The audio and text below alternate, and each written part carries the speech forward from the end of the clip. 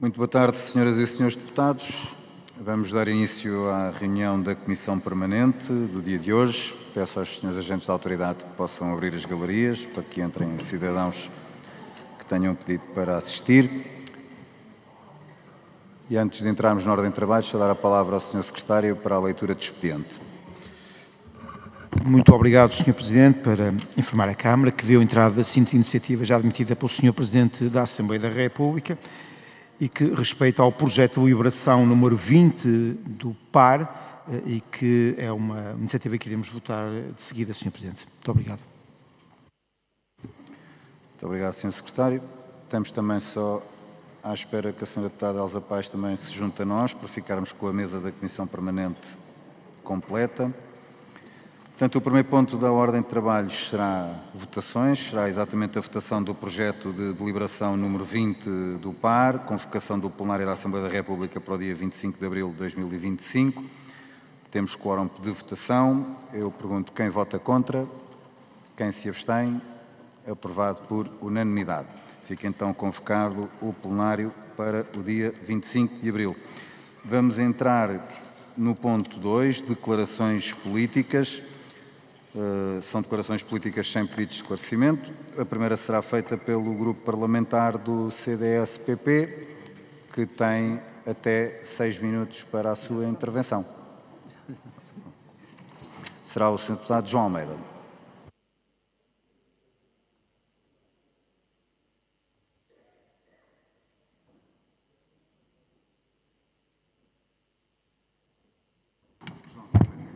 Diz?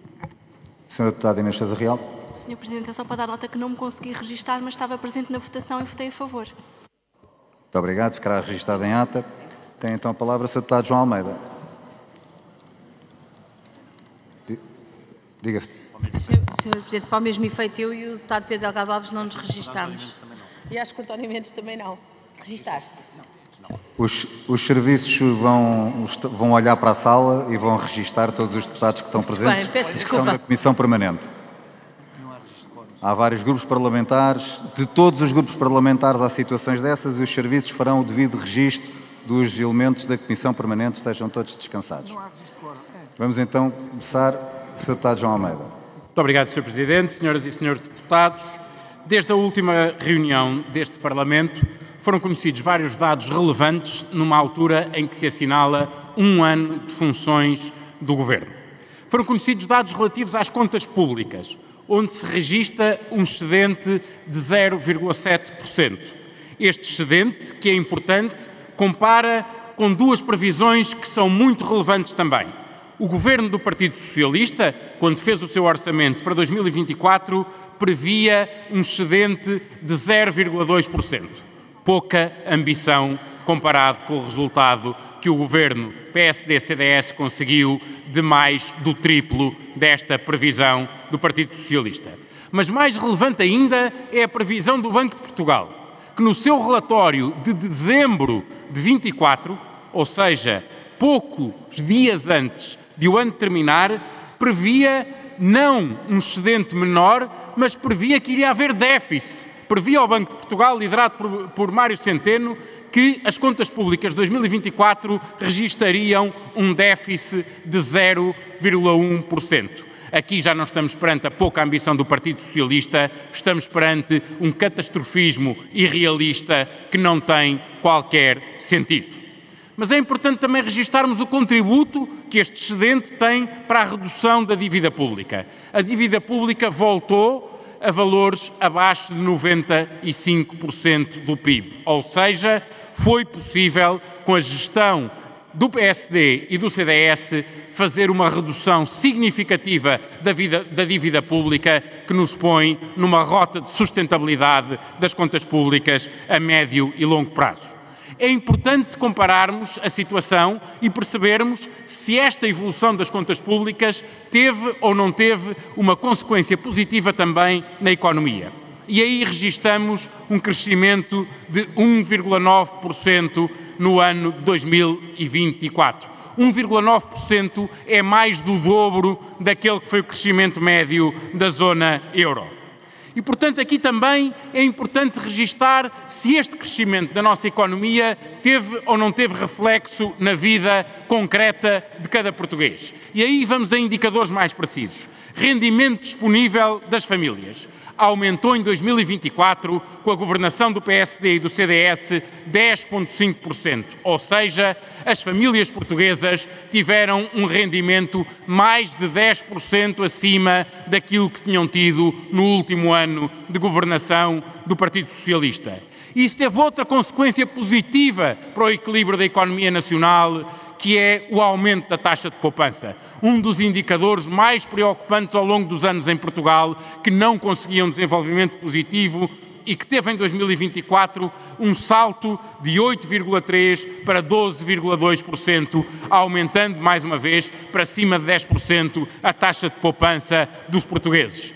Isto foi resultado de um outro dado muito positivo, o aumento do salário médio. Em 2024, pela primeira vez, os portugueses recuperaram no seu salário aquilo que era o poder de compra que tinham antes da crise inflacionista. Ou seja, com as medidas do Partido Socialista, nunca os portugueses conseguiram ultrapassar o efeito da crise inflacionista e foi com a governação do PSD e do CDS que voltaram a ter um rendimento superior àquilo que tinham anteriormente. O salário médio atingiu 1.777%, o que é também um dado significativo deste aumento. Sabemos que estamos num cenário especial, que resultado de uma crise política vamos ter eleições, mas é muito importante antes dessas eleições sabermos qual é o ponto de situação. Claramente, este Parlamento, durante um ano, não conseguiu a estabilidade que era necessária ao país. Devemos, em conjunto, assumir que não foi possível neste Parlamento dar essa estabilidade. Que tivemos momentos em que, claramente, quem podia ter colaborado com a maioria que apoia o Governo não o fez. Há dois exemplos que são claríssimos disso. A maioria PSD-CDS queria ter baixado mais os impostos. Queria ter baixado impostos para mais gente e baixado mais significativamente. Não foi possível neste Parlamento ter maioria suficiente para fazer essa redução mais significativa do IRS. A maioria PSD-CDS queria ter combatido de forma ainda mais vigorosa a imigração ilegal. Queria ter criado uma unidade de estrangeiros e fronteiras na PSP para poder afastar imediatamente aqueles que ilegalmente estão em Portugal. Não foi possível criar neste Parlamento uma maioria suficiente para aprovar essa política mais rigorosa em relação à imigração ilegal. Mas não foi pela insuficiência deste Parlamento que o Governo falhou. O Governo conseguiu acertar nas contas e na economia, conseguiu acertar no controle da imigração, conseguiu acertar numa política mais dura na segurança contra o crime que não era uma percepção, era uma realidade. Conseguiu na recuperação das carreiras na administração pública, conseguiu na valorização das funções de soberania, designadamente na segurança, conseguiu em relação aos jovens com a habitação e com o IRS jovem, conseguiu na habitação para além dos jovens, aumentando e duplicando a construção de habitação financiada pelo PRR, conseguiu nas obras públicas, decidindo e avançando. Pois é assim que vamos a eleições. Vamos a eleições de cabeça erguida. E estamos na disponibilidade de comparar um ano de governação do PSD e do CDS com 8 anos de governação do Partido Socialista. Não nos importa nada a diferença de anos, porque a diferença de trabalho é muito mais significativa e estamos conscientes que os portugueses a valorizarão.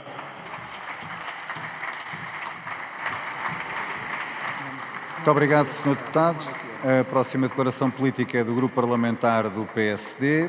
Tem a palavra o Sr. Deputado Pedro Coelho. Tem até 6 minutos também para a sua intervenção.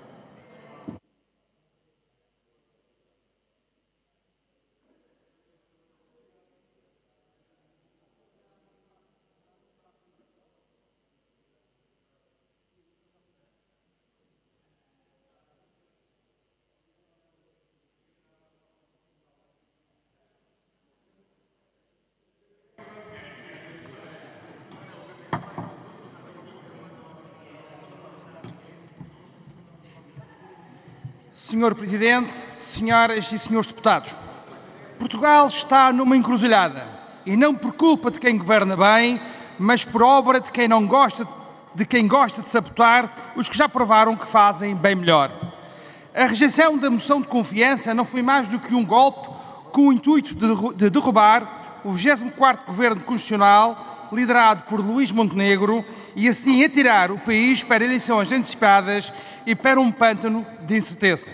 Hoje reafirmo aqui, com a força da razão e dos factos, estabilidade e boa governação não são luxos, são o oxigênio de uma nação que quer respirar prosperidade, qualidade de vida, crescimento económico e esperança. E foi precisamente isso, estabilidade e boa governação, o que a Aliança Democrática, contra ventos e marés, deixou ao país em apenas 11 meses de governação. Senhoras e senhores deputados, os tempos áureos de Portugal, sob as maiorias social-democratas ou de coligações PSD-CDS, não surgiram do nada. Foram forjadas com estabilidade política e lideranças de pulso firme. Esse é o caminho que a AD propôs resgatar, enquanto outros preferem chafurdar no caos e na desordem. Senhoras e senhores deputados, a estabilidade política não é negociável, é a espinha dorsal de qualquer sociedade moderna. Sem ela, as empresas tremem, os cidadãos retraem-se e o Estado naufraga em improvisos. Com a estabilidade, florescem o investimento, o consumo e a paz social. Mas estabilidade sem boa governação é mero esqueleto e a AD deu-lhe vida, deu-lhe músculo, alma e esperança aos portugueses. Boa governação é transparência, é eficácia, é colocar os cidadãos no coração das decisões, é transformar números em resultados, confiança em esperança e caos herdado em ordem conquistada. Boa governação é resolver os problemas que matam a felicidade das pessoas. Senhoras e senhores deputados, vamos agora ao que realmente interessa e que tanto dói à oposição. O governo da AD, em apenas 11 meses, fez mais pelo país do que aquilo que socialistas e geringonças de esquerda não conseguiram em décadas, apesar das mãos atadas por uma oposição que esteve sempre mais interessada em conquistar o poder do que respeitar que quem vence as eleições deve implementar as medidas escolhidas pelos eleitores. Boa governação é conseguir um excedente orçamental de 0,7% do PIB em 24, meio ponto percentual acima da previsão socialista, mesmo com todas as medidas adicionais que fizeram aumentar a despesa, nomeadamente acordos de carreiras, bónus nas pensões e com menos receita em virtude das alterações fiscais.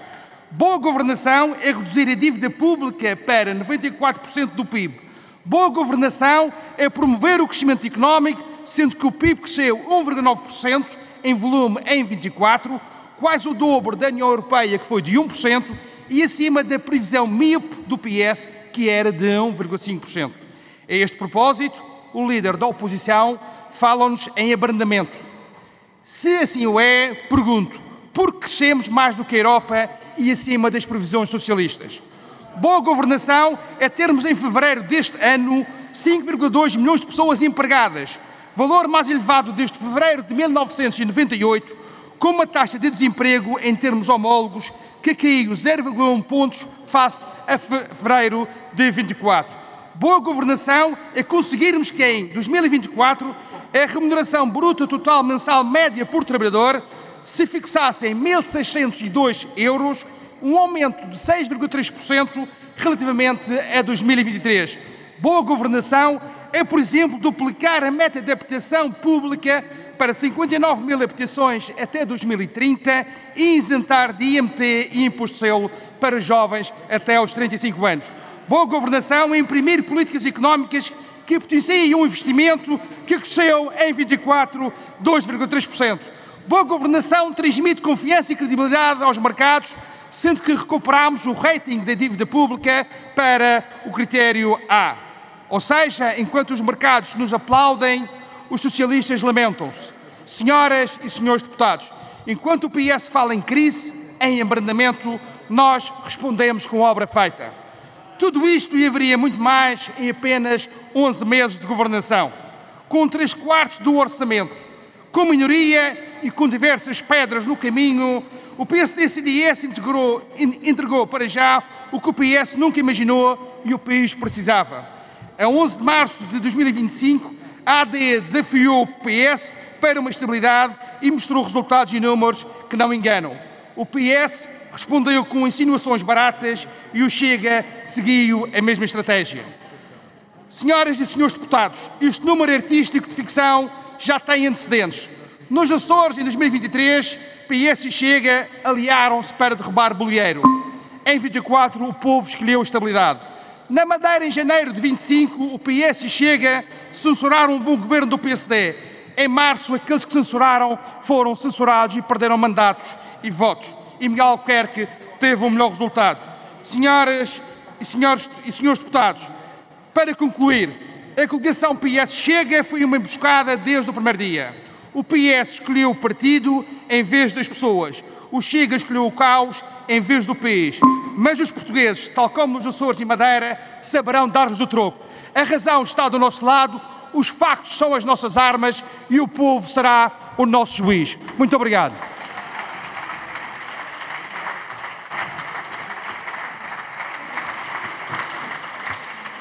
Muito obrigado, Sr. Deputado. Vamos passar à declaração política do Grupo Parlamentar do Partido Socialista. Será feita pelo Sr. Deputado António Mendonça Mendes, que tem até 6 minutos para o efeito.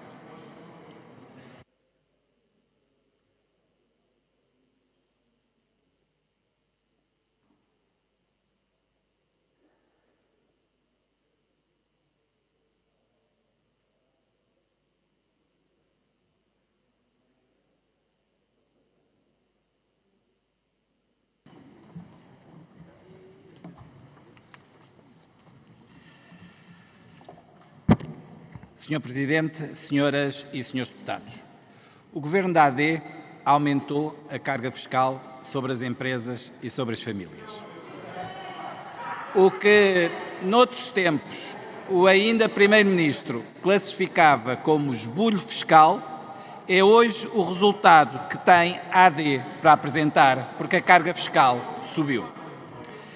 É mesmo muito enternecedor ouvir hoje os responsáveis governamentais e os responsáveis da AD a falar sobre a carga fiscal.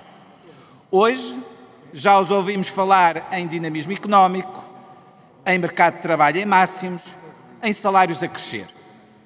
Hoje já os ouvimos falar em contribuições sociais e a sua contribuição para o peso da carga fiscal. Mas até agora ainda não ouvimos do Governo e dos responsáveis da AD um pedido de desculpa aos portugueses porque objetivamente estiveram sempre enganados e quiseram deliberadamente enganar os portugueses. Não vou poupar nas palavras, porque a palavra conta e deve haver memória. E o que os responsáveis da AD disseram na oposição e prometeram na caminhada para o Governo não bate certo com o resultado da carga fiscal que hoje apresentam e com a justificação que à mesma dão. A verdade, senhoras e senhores deputados, nua e crua é esta. O que o PSD e o CDS têm para apresentar como resultado é a segunda maior carga fiscal do século, repito, a segunda maior carga fiscal do século. Senhor Presidente, senhoras e senhores deputados, nem a habilidade que fizeram nas retenções da fonte de IRS no final do ano passado salvou o Governo do falhanço da sua palavra no que respeita à carga fiscal. Os portugueses começaram desde ontem a perceber que o nível de reembolsos do IRS cai este ano de forma substancial face ao ano passado. Muitos passarão de receber reembolso para ter que pagar imposto, e é já nas próximas semanas.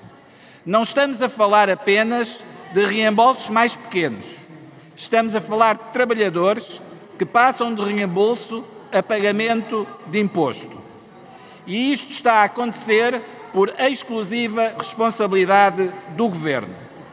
Este Governo fez uma atualização das retenções na fonte de IRS de uma forma cujo propósito é, a todos os níveis, censurável. O Governo fez um truque de ilusionismo fiscal no ano passado com a revisão das tabelas de retenção na fonte. Um truque de ilusionismo com 3 propósitos.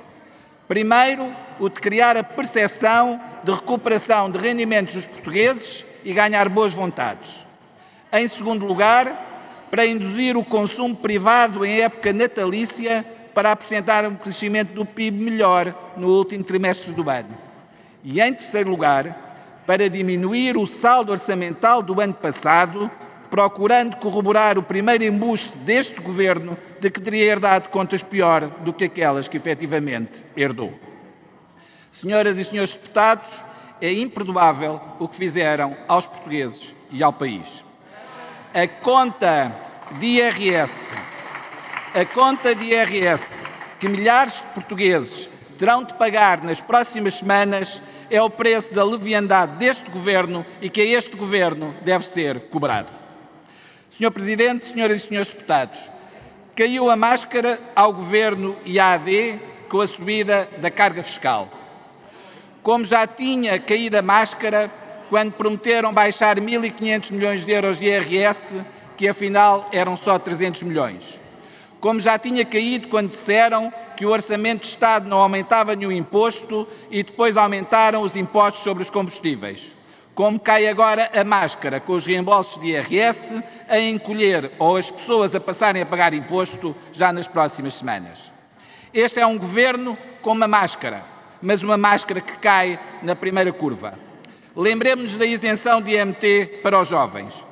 Esta isenção de IMT é hoje paga por esses mesmos jovens no aumento do preço que se verificou nas casas que compram. Resta dessa política menos receita para o Estado, mais lucro para os agentes imobiliários e casas mais caras para os jovens. Senhor Presidente, senhoras e senhores deputados, a ilusão fiscal deste Governo é visível e acabou. E quando acaba a ilusão, aquilo que sobra é mesmo a realidade. E a realidade é só uma. As famílias e as empresas pagam mais ao Estado com a AD. As famílias veem os reembolsos de IRS a encolher, fizeram o IRS para os jovens, que é pago por eles e pelos seus pais no aumento dos impostos sobre os combustíveis, fizeram o IMT jovem, que é pago por esses mesmos jovens no preço das casas. Luís Montenegro dizia na oposição: vamos baixar os impostos sem truques. Pois bem, a ilusão está desfeita, aguardamos um pedido de desculpas aos deputados da AD. Muito obrigado.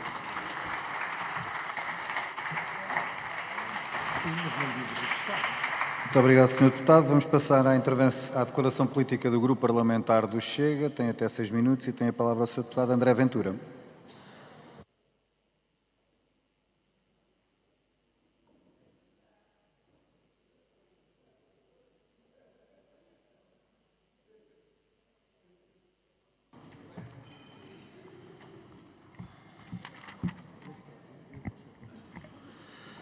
Senhor Presidente, senhores deputados, o país caminha para mais um ato eleitoral nos próximos dias, nas próximas semanas. Temos hoje a certeza de uma coisa: houve um único responsável por esta crise política, houve um único responsável por esta crise eleitoral.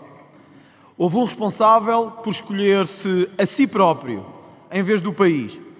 Esse responsável que preferiu atirar o país para o conflito político e para a instabilidade chama-se Luís Montenegro, é Primeiro-Ministro de Portugal e deve ser responsabilizado pelo cenário que criou em Portugal. Porém, como em todas as eleições, convém perceber onde chegamos, por que chegamos e para onde vamos a partir de agora. Portugal tem hoje o mais difícil acesso à habitação da OCDE. Quer dizer, para alguns, porque outros compram casas como se fosse mel da feira, ou palácios, ou casas mais caras, com toda a capacidade de o fazer, enquanto o português comum não consegue pagar absolutamente nada. É verdade, Portugal tem hoje do mais difícil para adquirir casa em toda a OCDE, excepto para alguns que conseguem adquirir casas atrás de casas, sem nunca conseguir explicar como. Como disse um dia o Tribunal da Relação de Lisboa, quem cabritos dá e cabras não tem, de algum lado lhe vem. Cedo ou tarde saberemos de onde lhe vem. Mas o país também assistiu a um aumento brutal e significativo de criminalidade nos últimos tempos. Era importante que o Sr. Primeiro-Ministro atendesse a isto. Santarém, mais 33% de criminalidade grave e violenta. Castelo Branco, mais 30% de criminalidade grave e violenta. Leiria, mais 28% de criminalidade grave e violenta.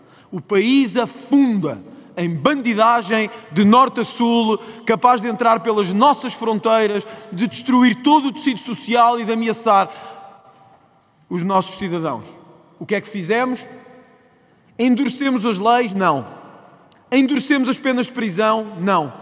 Fomos atrás deles onde tínhamos que ir? Não. Metemos-los na cadeia mais vezes? Não. Deixámos-los à solta? Deixámos. E hoje temos os nossos que já eram criminosos, os imigrantes que vieram e que também, em muitos casos, cometem crimes. E um aumento brutal de redes de tráfico de droga e de tráfico de seres humanos espalhado por todos os distritos do país.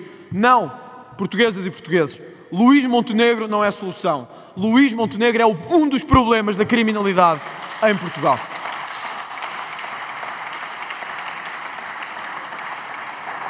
O desespero, porém, não se deixou de fazer sentir. E ontem o Governo veio falar de imigração, finalmente.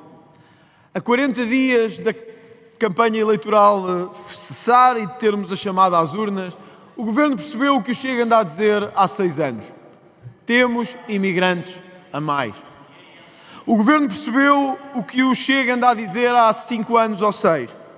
Que os imigrantes têm que ser controlados e as fronteiras têm que ser controladas. Mas nem no dia da propaganda o Governo conseguiu fazer o que devia em matéria de imigração. Pois à medida que diz que Portugal se torna, palavras de Leitão Amaro, um dos países da Europa com maior percentagem de imigrantes, palavras de André Ventura em 2020, Portugal vai se tornar um dos países da Europa com maior percentagem de imigrantes. Mas mesmo nesse dia, o Governo anuncia uma via verde para a imigração, de que em 20 dias conseguirão um título de residência. Senhor Primeiro-Ministro, o Sr. Primeiro-Ministro tem que se entender. Ou quer um país controlado na imigração, capaz de pôr fim aos fluxos de imigração, ou quer um país de máfias, de clandestinidade e de bandalheira, que é o que já existe em grande parte dos distritos deste país. É isso que tem que compreender. Hoje, porém, assistimos ao último número deste ilusionismo.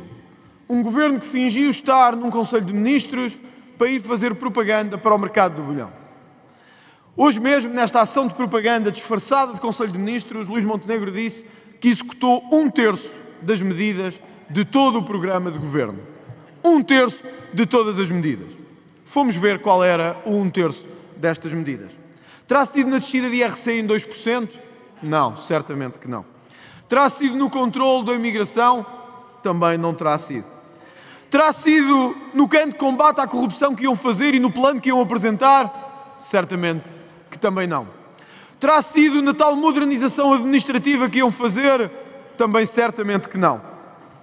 Terá sido na carga fiscal? Os dados chegaram ontem e são muito claros sobre o que aconteceu em Portugal no último ano. A carga fiscal em Portugal atingiu 35,7% do PIB. Meus senhores, podem falar em coligações negativas o que quiserem. Há uma coisa evidente nesta carga fiscal. É que PS e PSD são iguais. Iguais em sugar os impostos das pessoas para distribuir por quem não quer fazer nada em Portugal. É isso que PSD e PS fizeram ao longo dos últimos anos. É por isso que a carga fiscal aumenta sobre empresários e sobre quem trabalha. É por isso que a carga fiscal aumenta sobre quem contribui. É por isso que as empresas não têm em Portugal a capacidade de fazer melhor. É porque há 2 partidos do sistema que mais não fazem do que sugar, retirar, embolsar e distribuir pelos seus amigos e por aqueles que nunca trabalharam em Portugal. Senhor Presidente e senhores deputados, o IRS que hoje começa a ser pago aos portugueses mostra bem o que chegamos. Menos dinheiro, menos reembolsos. É bem o sinal que devem dar a Montenegro. Menos governo, rua daqui.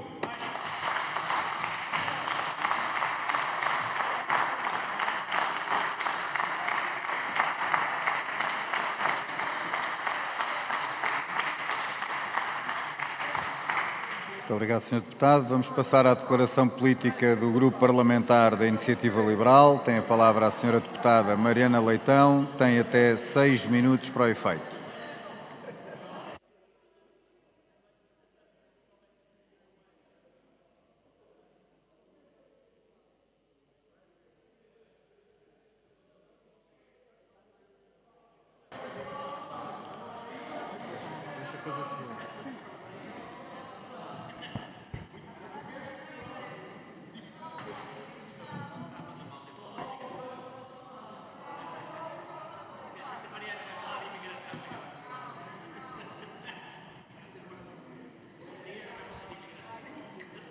Muito obrigada, Sr. Presidente, senhoras e senhores deputados.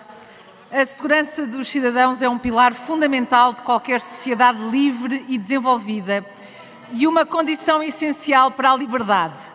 Sem segurança não há verdadeira liberdade individual, não há confiança na justiça e não há prosperidade económica. E, infelizmente, os dados mais recentes do Relatório Anual de Segurança Interna de 2024 revelam uma tendência preocupante.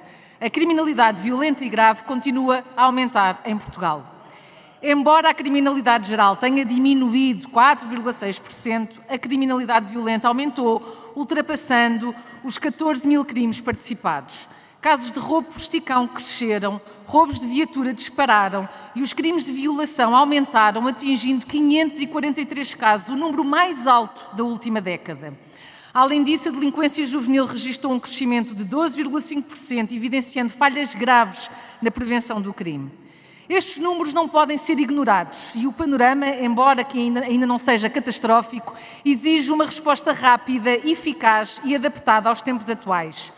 Por isso, a questão que se impõe é o que fazer para inverter esta tendência. O primeiro passo para combater eficazmente a criminalidade é garantir que as forças e serviços de segurança têm os meios necessários para atuar. Mas a realidade é que hoje os nossos agentes enfrentam falta de recursos efetivos e envelhecidos e dificuldades operacionais. Num cenário de crescente criminalidade organizada, de criminalidade informática e de novas formas de violência, as forças de segurança não podem continuar a operar com equipamentos completamente ultrapassados. Precisamos de um investimento urgente em tecnologia que permita a detecção precoce de crimes e o combate eficaz à criminalidade organizada. Infelizmente, ainda observamos que muitas das nossas polícias operam com equipamentos antiquados, o que dificulta a eficácia na resposta a este tipo de criminalidade. Desde viaturas obsoletas a sistemas de comunicação que não são compatíveis com as tecnologias mais recentes, as forças de segurança estão a ser colocadas numa posição em que, muitas vezes, a falta de meios impede uma resposta rápida e eficiente. Nada disto é novidade. Pouco ou nada foi feito nos últimos anos. Além disso, e ainda no âmbito da falta de recursos, uma questão fundamental para a eficácia operacional é a necessidade de equipá-las com meios não letais. A utilização de armas de fogo deve ser sempre a última opção, especialmente em situações de confronto com suspeitos ou em operações de controle de distúrbios públicos. A utilização adequada de meios não letais pode ser decisiva para resolver situações de risco, minimizando danos e, ao mesmo tempo, garantindo a segurança pública, protegendo a vida tanto dos agentes como dos cidadãos. Outro ponto essencial para uma reforma eficaz das nossas forças de segurança é a criação de uma carreira administrativa. Atualmente, as forças de segurança enfrentam dificuldades não só na linha da frente, mas também na gestão de processos administrativos, que consomem uma quantidade significativa de tempo e recursos. A burocracia excessiva impede que os agentes se concentrem no combate ao crime e na proteção dos cidadãos. A criação de uma carreira administrativa especializada dentro das forças de segurança permitiria melhorar a eficiência do trabalho policial, como também permitiria que os agentes de segurança se concentrassem nas suas funções de segurança pública sem a necessidade de se desviarem para tarefas administrativas. Isto permitiria também que as forças de segurança se aproximassem das comunidades que servem. Por isso, o policiamento de proximidade deve ser uma das principais prioridades da nossa estratégia de segurança. Este modelo permite que os agentes conheçam as realidades locais, estabeleçam relações de confiança e, assim, possam antecipar e prevenir crimes de forma mais eficaz. A proximidade entre os polícias e as comunidades facilita a identificação de problemas antes que se tornem graves e permite que as forças de segurança construam um relacionamento de confiança mútua. Este modelo tem demonstrado eficácia na redução de crimes violentos, na diminuição do medo nas comunidades e na resolução pacífica de conflitos. Senhoras e senhores deputados, A segurança é, sem dúvida, um bem essencial e deve ser tratada com a urgência que ela exige. Para garantir a proteção dos cidadãos é necessário um investimento significativo em meios técnicos modernos e uma reorganização interna das forças de segurança, com a criação de uma carreira administrativa que liberte os agentes da burocracia, permitindo-lhes concentrar no combate ao crime. A Iniciativa Liberal está convicta de que estas são as medidas necessárias para que as nossas forças de segurança possam desempenhar o seu papel de forma eficaz no século XXI. Já podiam ser uma realidade, mas a inércia dos sucessivos governos não o permitiu. E por isso, a Iniciativa Liberal o propôs nesta legislatura e continuaremos, obviamente, a insistir nestas propostas no futuro, até que se tornem uma realidade. Muito obrigada.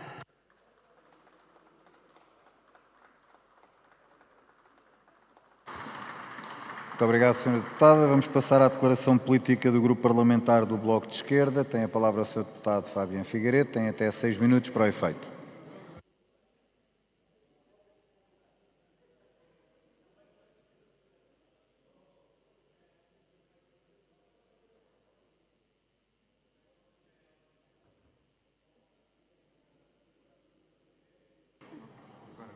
Obrigado, Sr. Presidente, senhoras e senhores deputados. Portugal é um país extraordinário, o que nos leva a sermos visitados anualmente por milhões de pessoas. Em 2024 foram mais de 30 milhões de hóspedes, quase 20 milhões de turistas. Os motivos são conhecidos. Somos um dos países mais seguros do mundo, paisagisticamente diverso, muitas horas de sol, clima ameno, praias acessíveis, boa gastronomia, um povo acolhedor. Promover o destino de Portugal não é de longe uma das tarefas mais difíceis com que um publicitário se pode confrontar. É mesmo daqueles casos em que o produto se vende por si próprio.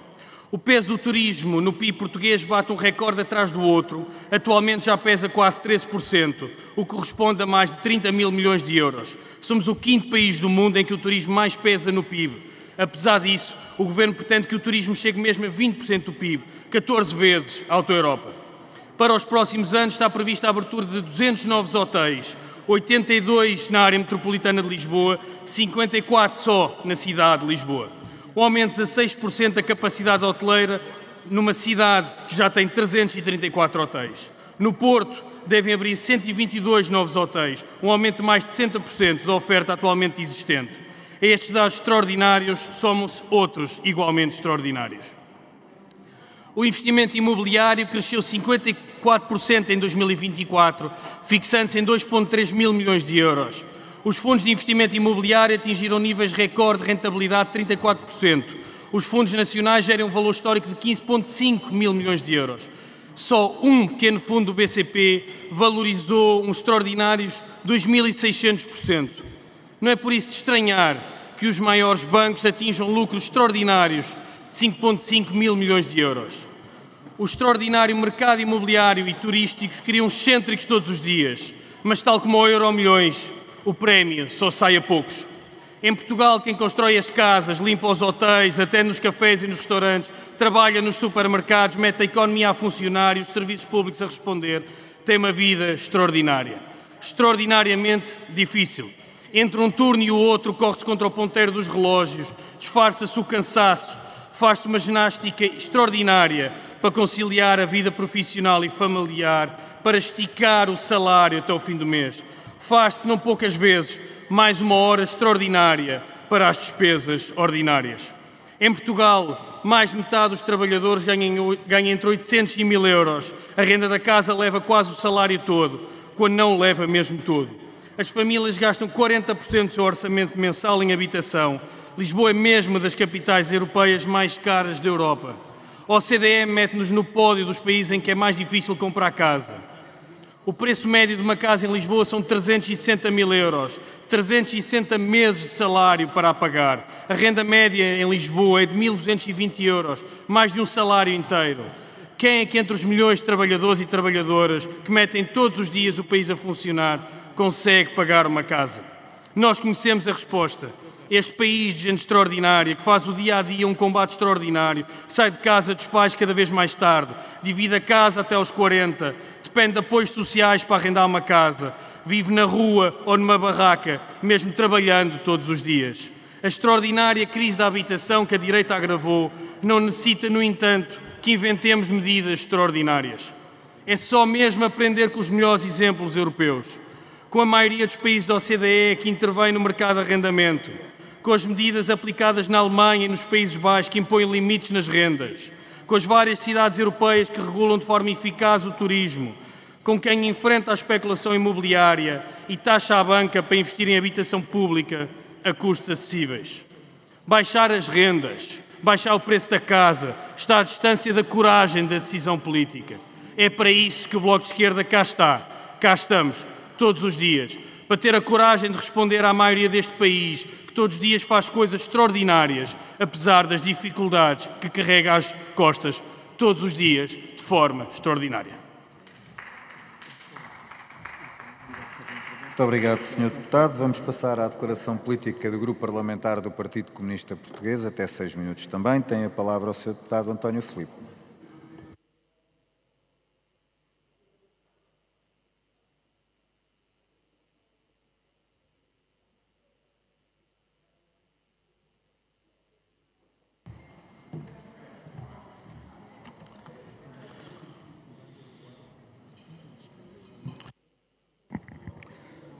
Senhor Presidente, senhores deputados, o acesso à habitação é uma emergência social em Portugal.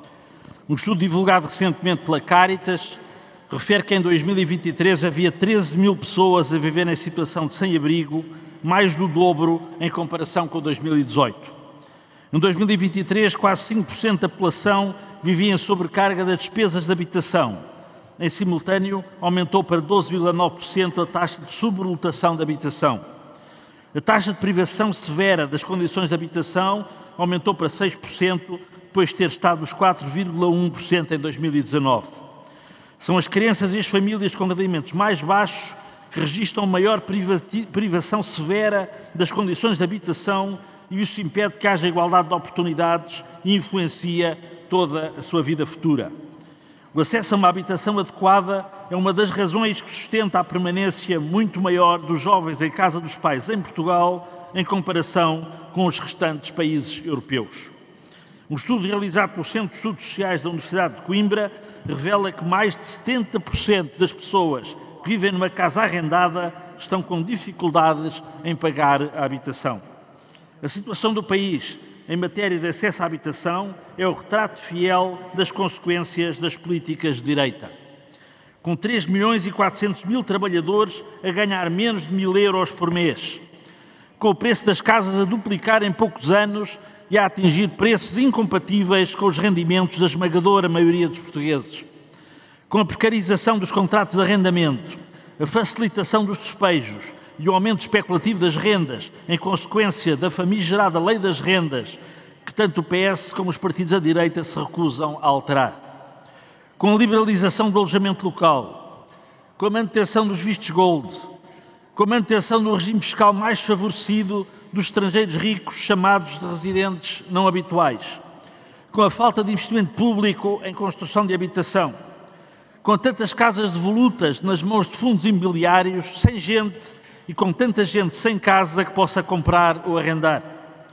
Com demolições à moda do PS de Loures, sem dó nem piedade de quem não tem onde viver. Com o caos gerado pelo IRU, que suspendeu e reduziu dezenas de milhares de pagamentos de apoio público à renda e prestação de contratos de crédito, sem pelo menos um aviso prévio e sem justificativa legal aos cidadãos afetados. Com as candidaturas ao programa Porta 65 Jovem, em setembro de 2024, ainda sem resultados conhecidos nem subvenções pagas, não obstante o próprio programa ter definido um prazo de 45 dias para comunicar os resultados das candidaturas. Já em 2023 se tinham verificado atrasos significativos, tendo os candidatos de setembro desse ano recebido os resultados apenas em fevereiro de 2024. E no caso das candidaturas de continuidade, recebido o apoio com um atraso de 3 meses face aos anos anteriores. Agora, em abril de 2025, ainda não são conhecidos resultados ou previsão da sua publicação.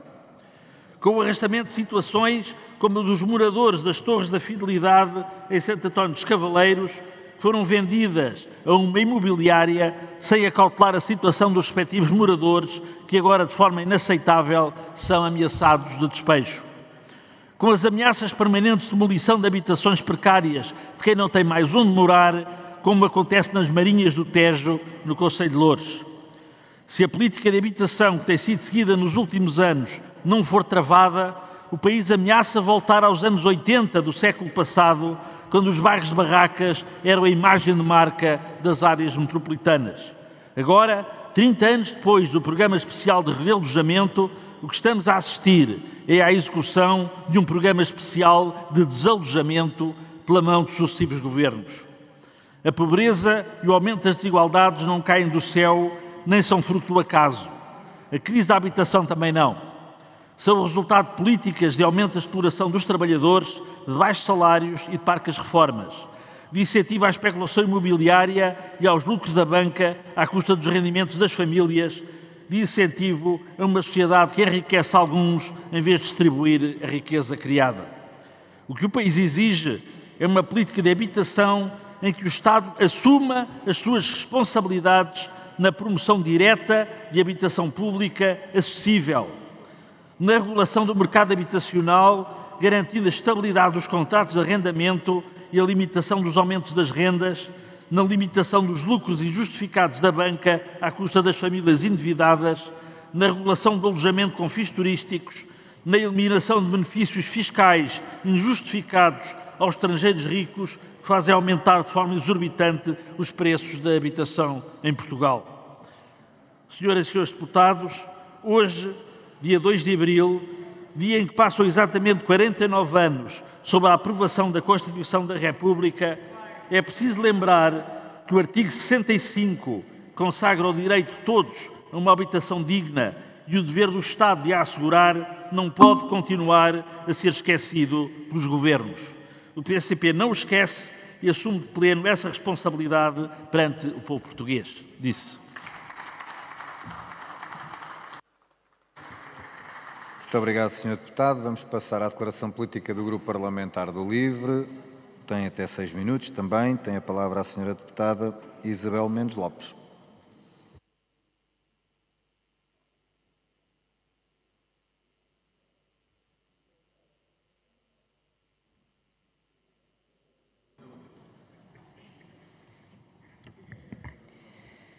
Obrigada, Sr. Presidente. Senhoras e senhores deputados, a violência sexual é um problema antigo, transversal e estrutural. Há séculos que as mulheres, jovens e adultas, gritam contra a violência de que são vítimas. E não é uma coisa isolada, é algo transversal. Quantas de nós, desde pequenas, foram alvos de assédio na rua, se viram em situações desconfortáveis, quando muitas vezes do outro lado nem sequer há essa percepção do desconforto, dessa sensação de insegurança? Eu consigo afirmar, sem qualquer dúvida, que todas nós, em determinada altura das nossas vidas, ou em várias alturas das nossas vidas, passaram por situações de violência sexual. E sabemos que estamos muito longe de resolver este problema, como nos mostram os números aterradores da violência doméstica, como aumenta a violência no namoro, como nos mostra o aumento do discurso de ódio nas redes sociais, como nos mostram as notícias dos últimos dias. O aumento do número de violações sexuais e o número preocupante do número de violações sexuais praticadas por adolescentes mostra como temos um problema sério de desigualdade, de misoginia, de não respeito pelo outro, de completa desconsideração por raparigas e mulheres. É que não estamos a falar de casos isolados. Falamos de uma conivência transversal com este desprezo, esta desconsideração, esta violência contra as mulheres. Não são apenas os agressores que estão aqui em causa. É também quem assiste e nada faz. Quem assiste e quem acha normal. E são os milhares de pessoas que viram o vídeo da suposta violação em Loures nas contas de 3 influencers e que não a denunciaram. São os milhares de pessoas que viram os anúncios de Dominique Pellicot para homens desconhecidos violarem a sua, agora ex-mulher, e nunca denunciaram. São os 70 mil homens que estão num canal Telegram onde se partilham fotografias, vídeos não consentidos de raparigas e de mulheres, algumas delas menores de idade, e onde se fazem os comentários do maior nojo possível. Se calhar nem todos partilham, nem todos comentam, mas estão lá, são coniventes com aquele ódio diário, com aquela forma de olhar para as mulheres como algo abaixo de objeto que serve apenas para usar, abusar e violentar. E este é apenas um dos canais, porque existem milhares de canais por essas redes fora.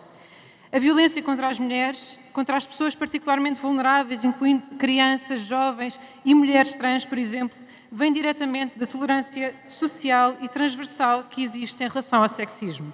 A violência não é inata. A violência é aprendida, é mimetizada, é transmitida geracionalmente. E é por isso que temos de tratar este assunto com a dimensão que ele tem, de forma transversal e de forma estrutural. E é por isso que nós falamos tanto da importância da disciplina de cidadania e desenvolvimento, senhoras e senhores deputados. Até porque uma sociedade com maior igualdade é também uma sociedade melhor para mulheres e também para homens. Há alguma dúvida de que muita da violência contra as mulheres vem também ela de um lugar de sofrimento muito profundo? A série Adolescência, falada em todo o mundo, é um grande exemplo do problema que temos em mãos e de como o que temos não serve ninguém. Não é bom para ninguém. É mortal para raparigas e é terrível para rapazes. É que nós precisamos mesmo de falar e, sobretudo, de agir sobre isto. E há muito para fazer. O Código Penal precisa de ser revisto, precisam de ser alargadas as penas e, sobretudo, os prazos de prescrição. Precisamos de incluir novos tipos de criminalidade que todos os dias são praticados, quer no formato físico, quer no formato digital. Há crimes que precisam de mudar de nome para corresponder ao conhecimento que existe atualmente. É preciso também abordar o trauma que a violência deixa como marca profunda nas vítimas e nas pessoas da sua confiança. As famílias, os amigos, as comunidades. Este trauma tem de ser reconhecido, tem de ser abordado para quebrar os ciclos de violência e para apoiar as vítimas. Temos de ter centros de atendimento e apoio especializado para as vítimas, com meios financeiros e humanos, sim. E também a justiça, as forças de segurança, a saúde são áreas-chave na resposta e na reparação. É preciso mais formação para profissionais e é, sobretudo, preciso reconhecer que este é um problema transversal e que não pode ser de forma nenhuma desvalorizado, de forma nenhuma nem passar impune, como muitas vezes passa. E temos mesmo também de falar sobre o problema da internet e das redes sociais, que levam à misoginia, que levam ao ódio, que levam à desumanização para dentro dos quartos de tantos adolescentes sem as famílias darem conta. Eu há pouco dizia que este problema não é bom para ninguém, mas na verdade menti. Este problema é muito bom para quem lucra com o discurso de ódio, quem se aproveita do sofrimento alheio para enriquecer. E há muita gente a enriquecer com o sofrimento alheio. O online, as redes sociais, quem as utiliza e quem as detém, tem de ser monitorizado, tem de ser responsabilizado, não só pela produção e circulação de material ofensivo, discriminatório, violento, ilegal, mas também porque dá dinheiro, pela capitalização financeira e mediática que permita que exista esta divulgação e a partilha destes conteúdos. Hoje é dia 2 de abril e celebramos 49 anos da aprovação da nossa Constituição. Mas, na verdade, nós estamos ainda longe de uma verdadeira igualdade em Portugal. Temos muito para fazer para combater esta violência contra as mulheres e devemos ter esta prioridade. Devemos esta prioridade às vítimas e a todas as meninas, raparigas e mulheres e também rapazes que têm o direito a viver livres no nosso país. Muito obrigada.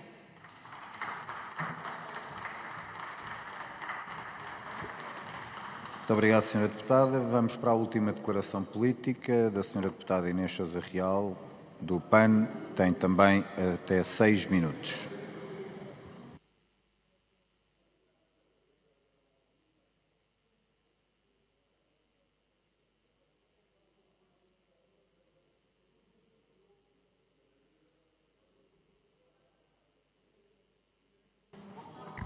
Muito obrigada, Sr. Presidente, senhoras e senhores deputados.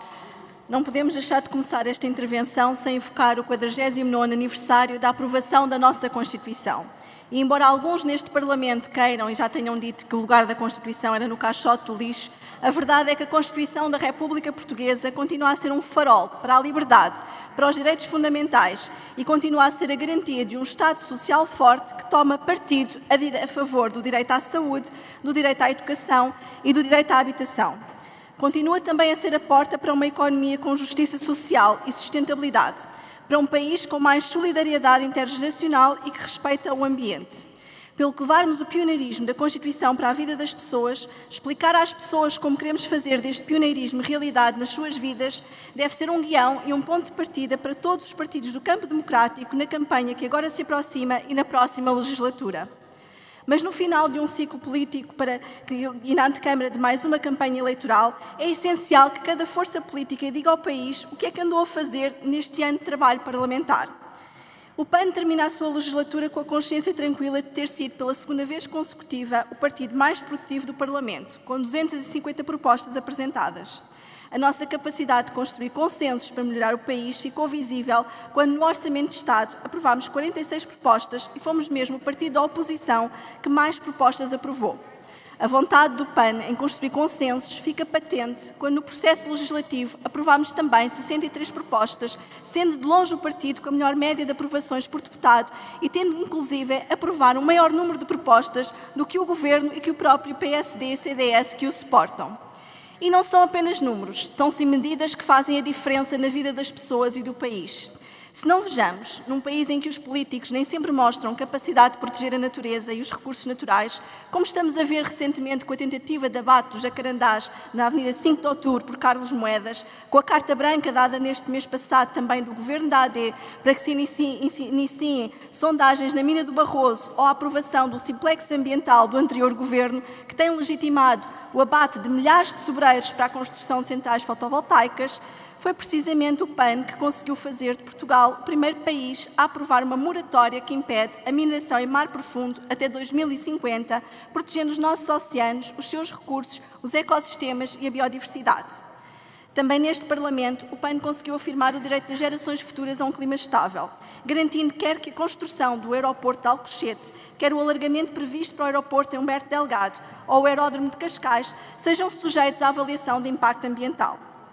Senhoras e senhores deputados, mas não esquecemos também o que se passa lá fora. Vivemos num país em que a violência sexual continua a ser uma marca negra na vida das mulheres, raparigas e meninas, e em que continua tanto por fazer, como aliás vimos na semana passada, com a preocupante impunidade do abjeto caso de violação de uma rapariga de 16 anos em Loures. Olhando para o RASI deste ano, vemos que o número de violações aumentou 9,9%. Que o abuso sexual continua a ter números muito preocupantes e que as redes sociais e as aplicações digitais estão a assumir-se cada vez mais como um instrumento de violência sexual. E embora tenha sido, nesta legislatura, a legislatura mais curta da história da nossa democracia, a verdade é que, pela mão do PAN, conseguimos garantir que a violência sexual baseada em imagens pudesse passar a ser denunciada no portal da queixa eletrónica e que as vítimas de assédio pudessem contar com um guia que lhes diga quais os seus direitos e como os defender. Ou que o SNS desse às vítimas de abuso sexual ou de violação kits de emergência com os bens essenciais após a realização de exames forenses. Sabemos que há ainda um longo caminho e esta não pode ser uma temática esquecida entre os fedivers da candidaturas, mas é importante que as vítimas saibam que contam com este Parlamento para fazer avanços e contam como contaram até aqui pelo PAN. Não deixemos também de fora aquilo que tem sido a saúde mental. Conseguimos, precisamente pela mão do PAN, que o rácio de um psicólogo passasse a ser de 1 para cada 500 alunos. Assim como os direitos das crianças deram passos para que se deixássemos ter mulheres que nunca foram meninas, ao aprovar uma lei que reforça significativamente a possibilidade de intervenção das comissões de proteção de crianças e jovens no caso de casamentos infantis, precoces ou forçados. Voltemos ao RASI. Quando tanta polémica se gera em torno da segurança, sabemos que existiram mais de 37 mil inquéritos de violência doméstica e que este, sim, continua a ser o crime com o maior número de participações registadas. Também aqui o PAN fez a diferença no Parlamento ao incluir no Orçamento de Estado uma verba que visa garantir o acesso das vítimas de violência doméstica à habitação, através do Porta 65, e garantir também a adaptação das casas-abrigo por forma a permitir o acolhimento dessas vítimas com os animais de companhia para que nenhuma vítima tenha de ficar para trás. Mas também num país onde 95% das crianças em risco estão institucionalizadas e apenas 5% das famílias de acolhimento, o PAN conseguiu consagrar a possibilidade destas famílias poderem adotar as crianças que acolhem, bem como um leque de importantes novos direitos para as crianças, que vão desde a garantia de acompanhamento de terapeuta acesso às creches e terminam também com a criação de um canal de denúncias para as crianças institucionalizadas. Senhoras e senhores deputados, são números que fazem as diferenças, incluindo no que diz respeito ao aumento da prestação social da inclusão, que a partir do próximo ano vai dar a mais de 150 mil famílias com deficiência em situação de vulnerabilidade económica, o justo aumento do rendimento mensal de 79 €. E num país onde há pouco mais de um ano se discutia se era inconstitucional criminalizar os maus-tratos a animais, em que há mais de 40 mil animais de companhia acolhidos anualmente e onde sabemos que pela mão deste Governo a vontade era voltar a abater, foi precisamente pela mão do PAN que conseguimos a maior verba de sempre no Orçamento de Estado, porque travamos aquilo que são recuos que esta governação da AD pretende promover no nosso país. Esta foi uma legislatura intensa, mas muitas das propostas que aqui discutimos ficaram pelo caminho. Agora aquilo que nos caberá é para fazer destas medidas realidades e para fazer de Portugal um país melhor para as pessoas, os animais e a natureza na próxima legislatura. Muito obrigado, Sra. Deputada. Chegamos assim ao fim do ponto das declarações políticas. Vamos entrar no ponto seguinte, apreciação do relatório final da Comissão Parlamentar de Inquérito para a verificação da legalidade e da conduta dos responsáveis políticos alegadamente envolvidos na prestação de cuidados de saúde a 2 crianças tratadas com medicamento Zolgensma. Este debate tem uma grelha adaptada porque vai começar com 2 intervenções. Primeira intervenção do Sr. Presidente da Comissão Parlamentar de Inquérito, que terá até 3 minutos. Segue-se uma intervenção do Sr. Deputado Relator, também 3 minutos. E depois dessas 2 intervenções, entramos numa grelha, vamos lhe dizer, normal, das intervenções dos grupos parlamentares. São conhecidos os tempos dessa grelha e, portanto, a ordem das intervenções será por ordem de inscrição, consoante elas forem chegando à mesa. Portanto, vamos então dar início às intervenções. Portanto, tem a palavra o Sr. Deputado Rui Paulo Sousa, enquanto Presidente da Comissão Parlamentar de Inquérito, e tem até 3 minutos para o efeito.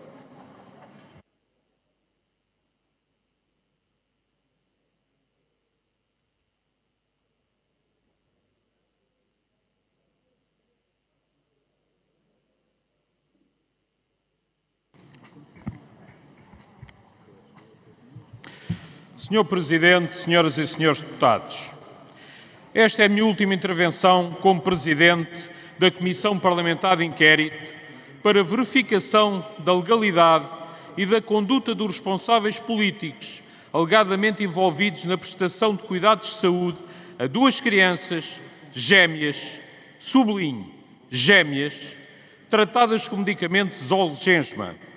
Esta também foi a última vez que disse o nome completo desta CPI por imposição de um tribunal à Assembleia da República. Esta comissão, constituída potestativamente pelo Grupo Parlamentar do Chega, tomou posse e iniciou os seus trabalhos no dia 22 de maio de 2024. Durante este período foram realizados 40 plenários desta comissão, efetuadas 19 reuniões de mesa e coordenadores e realizadas 37 audições públicas a depoentes, num total de 78 horas e 54 minutos. Todo este trabalho só foi possível, em primeiro lugar, devido à dedicação e empenho dos funcionários dos serviços da Assembleia da República e dos assessores dos grupos parlamentares. A todos quero deixar o meu agradecimento e reconhecimento pelo seu excelente trabalho. Em segundo lugar, quero agradecer aos senhores deputados, membros desta CPI, a forma dedicada, exemplar e digna com que sempre pautaram o seu trabalho e participação nesta comissão e a forma como sempre colaboraram na boa condução dos trabalhos. Não posso também deixar de agradecer ao Sr. Presidente da Assembleia da República e ao seu gabinete toda a colaboração prestada. Esta foi uma comissão pautada também por questões legais, sendo uma delas os diversos pareceres pedidos no seu âmbito. Todos eles tendo como objetivo verificar os poderes das comissões parlamentares de inquérito quanto à possibilidade de solicitar a pessoas singulares determinado tipo de comunicações. Estes pareceres tiveram um efeito negativo nos trabalhos desta Comissão, no sentido da imposição de limites na obtenção de informação relevante para a condução dos trabalhos da mesma. E não só afetaram os trabalhos desta Comissão, como também de todas as outras foram constituídas após esta CPI. É preciso não esquecer que a impossibilidade de obter determinadas provas, especialmente no que diz respeito a comunicações digitais, torna difícil os trabalhos de qualquer Comissão Parlamentar de Inquérito. E, por fim, para além da questão dos pareceres, foram intentadas 2 ações judiciais pela mãe das crianças contra a Comissão Parlamentar de Inquérito e contra a Assembleia da República. Ambas tiveram como principal objetivo intimidar e condicionar os trabalhos da CPI e dos seus deputados, tentando, por um lado, impedir por parte desta Comissão a obtenção de documentação relativa ao objeto de inquérito, documentação essa que foi sempre obtida de forma totalmente legal, e, por outro lado, tentando obrigar a Assembleia da República e a Comissão Parlamentar de Inquérito a mudar o seu nome, eliminando a referência à palavra gêmeas. Senhoras e senhores deputados, não posso terminar esta última intervenção como Presidente desta Comissão Parlamentar sem dizer que, para mim, foi uma honra e um privilégio ter sido Presidente desta CPI. Desde o início da mesma e durante toda a sua duração, tentei sempre agir de forma digna, independente e isenta na condução dos trabalhos da mesma, tendo sido sempre como principais objetivos a eficácia.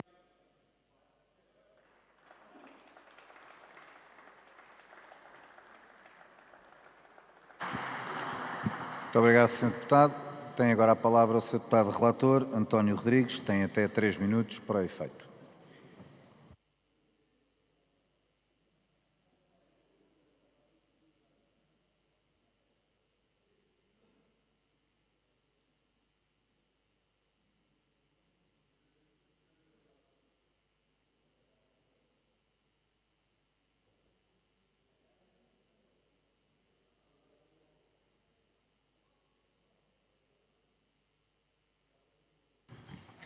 Sr. Presidente, senhoras e senhores deputados, pela primeira vez me dirijo a este plenário na condição de relator da Comissão Parlamentar de Inquérito, uma vez que o relator inicial não pôde concluir os seus trabalhos porque a Comissão entendeu não o fazer.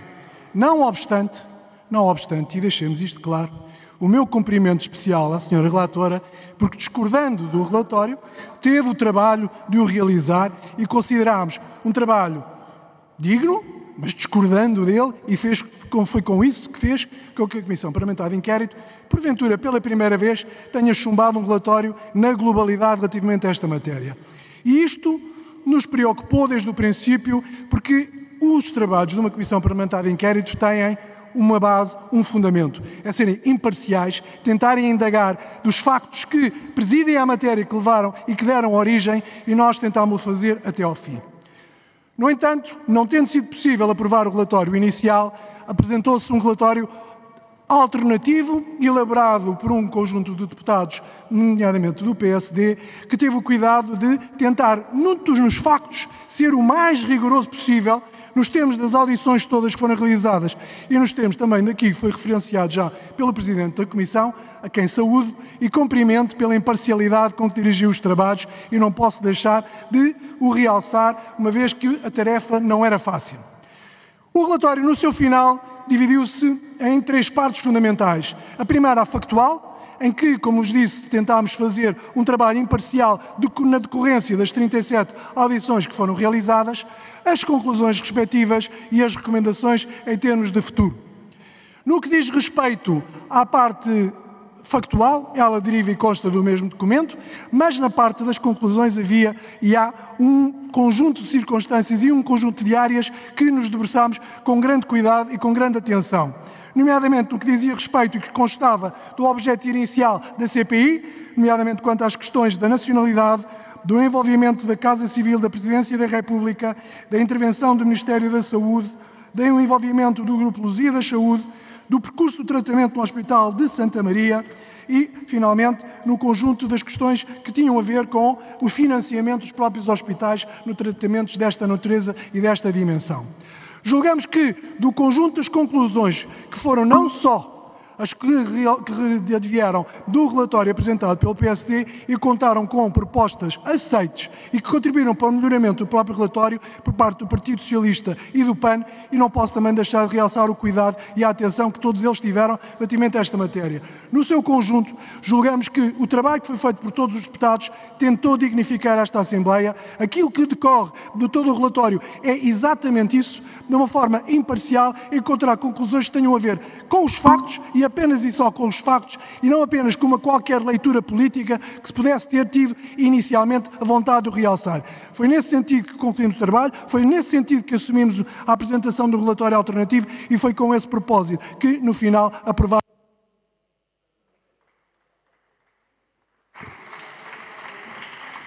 Muito obrigado, Sr. Deputado.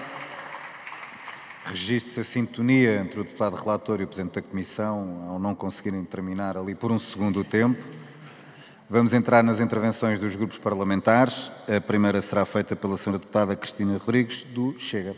Tem até 5 minutos para efeito.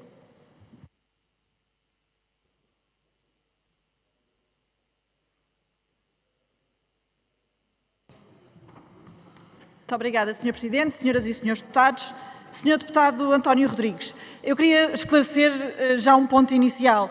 É que, de facto, este relatório não é um relatório de Chega, mas certamente também não é um relatório do PSD, porque a parte do apuramento dos factos que veio aqui dizer que foi isenta, não foi aprovada. A que foi aprovada foi a proposta de alteração do Partido Socialista, que dizia que devia ser feita a transcrição de todas as atas. E, portanto, não é um relatório de Chega, não é um relatório do PSD, mas, muito pior, não é o relatório da verdade.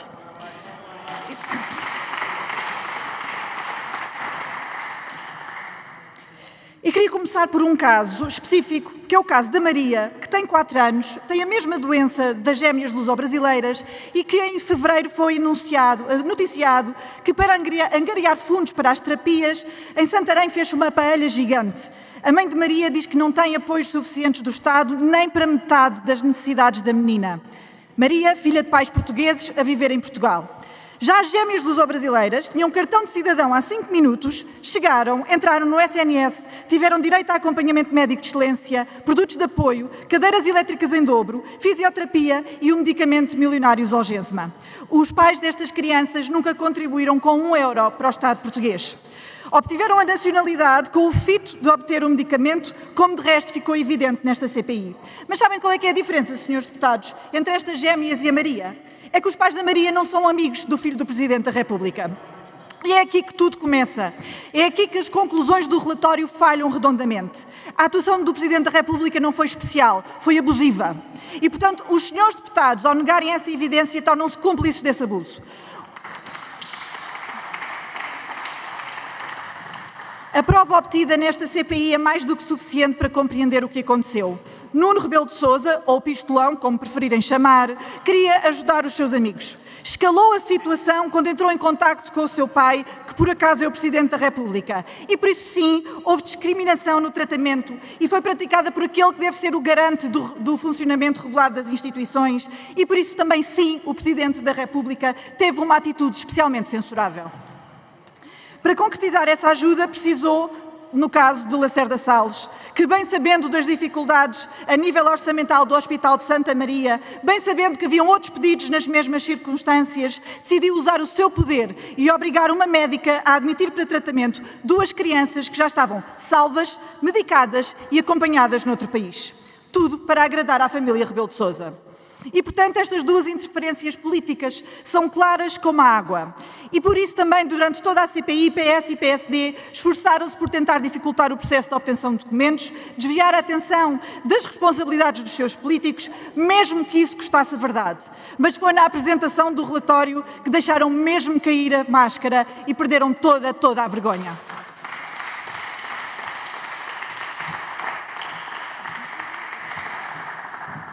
Muito obrigado.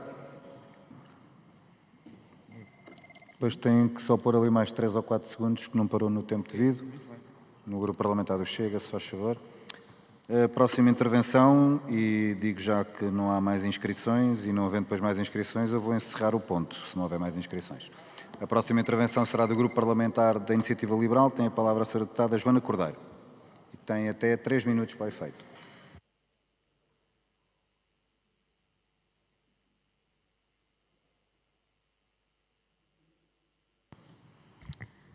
Sr. Presidente, senhoras e senhores deputados, discutimos hoje o relatório final da Comissão Parlamentar de Inquérito para a verificação da legalidade e da conduta dos responsáveis políticos alegadamente envolvidos na prestação de cuidados de saúde a 2 crianças tratadas com medicamentos Zolgensma. Com esta discussão termina uma CPI que, apesar de todas as circunstâncias, contou com o empenho e a responsabilidade da Iniciativa Liberal. E digo isto porque esta CPI, imposta ao Parlamento pelo Chega, teve desde o início um objetivo claro: mais do que apurar factos, atribui culpas, sendo que não foi só o Chega a contribuir para isso. A Iniciativa Liberal sempre procurou esclarecimentos sobre este caso. Ainda na legislatura anterior solicitámos audições aos responsáveis, que não aconteceram porque a maioria absoluta do Partido Socialista não deixou, e é por isso que esta CPI acontece, porque, mais uma vez, o Partido Socialista fez um favor ao Chega. Ao longo dos trabalhos, a Iniciativa Liberal manteve uma postura séria e procurou a verdade com isenção, rigor e foco nos factos. Mas, infelizmente, vimos demasiadas vezes um passa-culpas e a tentativa de vários partidos em proteger posições e protagonistas. Houve também quem fosse essencial a ouvir, mas as vontades políticas ditaram que esta CPI decorresse em paralelo a um processo crime, em segredo de justiça, e como arguidos tinham o seu direito ao silêncio. Isso teve consequências, obviamente, no desfecho desta CPI. Chegados ao fim, o primeiro relatório, apresentado pela deputada relatora, a deputada Cristina Rodrigues do Chega, não é factual, não é isento, nem é consensual. Poderia ter sido escrito antes das audições. Todas as conclusões já estavam tiradas. É um documento de um partido e não um documento da Comissão. E pior, após sucessivos atrasos, foi divulgado publicamente antes de chegar aos deputados, desrespeitando a CPI e desrespeitando este Parlamento. É verdade, sim, senhora. Por tudo isto, a Iniciativa Liberal votou contra esse relatório. E não, propostas de alteração não seriam suficientes. O relatório teria de ser reescrito por completo.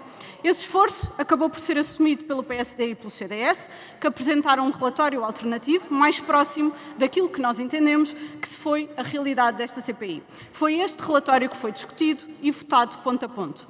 O resultado final é um documento mais plural e mais fiel ao trabalho realizado nos últimos 10 meses, ainda que contenha, naturalmente, conclusões com as quais concordamos e outras nas quais não nos revemos, por serem meras opiniões e não factos provados na CPI. Para terminar, a Iniciativa Liberal lamenta que esta CPI, com um tema tão sensível e de enorme impacto mediático e emocional, nem sempre tenha tido a seriedade que merecia. Sim, acreditamos no papel fiscalizador da Assembleia da República, mas esse papel exige rigor, responsabilidade e compromisso com a verdade, não a instrumentalização das CPIs para fins partidários.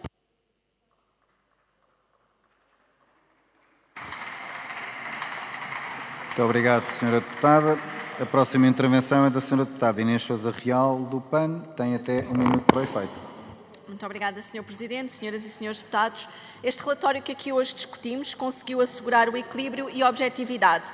Conseguiu evitar as histórias da carochinha que o Chega quis criar para sustentar uma narrativa não só extremista, mas também oportunista do ponto de vista político e que não correspondiam minimamente às conclusões que os dados obtidos naquela que foi a Comissão Parlamentar de Inquérito nos permitiam apurar. Deixou-se claro que houve um tratamento especial da Casa Civil da Presidência da República a este caso, a Nuno Rebelo de Sousa, e que Lacerda Salles também teve responsabilidades na marcação das consultas, evitando-se a lógica de branqueamento de culpas que alguns anunciavam e que queriam introduzir. Conseguiu-se também não branquear as responsabilidades da seguradora AMIL e, claro, recomendar às autoridades judiciais que averiguassem a poupança gerada na seguradora pelo tratamento ocorrido no SNS. Pois sabemos bem os recursos que isto implica para Portugal e também para as famílias que esperam e aguardam, não só por consultas, mas por um SNS que seja justo e de acesso igualitário para todas as pessoas. Mas não podemos deixar de esquecer que também por proposta do PAN é este relatório que se expôs a fragilidade dos mecanismos da transparência e com isso evitar também situações como estas no futuro para que haja um mecanismo de transparência das agendas, quer do Governo, algo que deveríamos ter assegurado nesta legislatura através da lei do lobbying e que falhámos ao não conseguirmos regulamentar. Muito obrigado, Sra. Deputada. A próxima intervenção é do Grupo Parlamentar do Partido Socialista. Até 6 minutos. Tem a palavra o Sr. Deputado João Paulo Correia.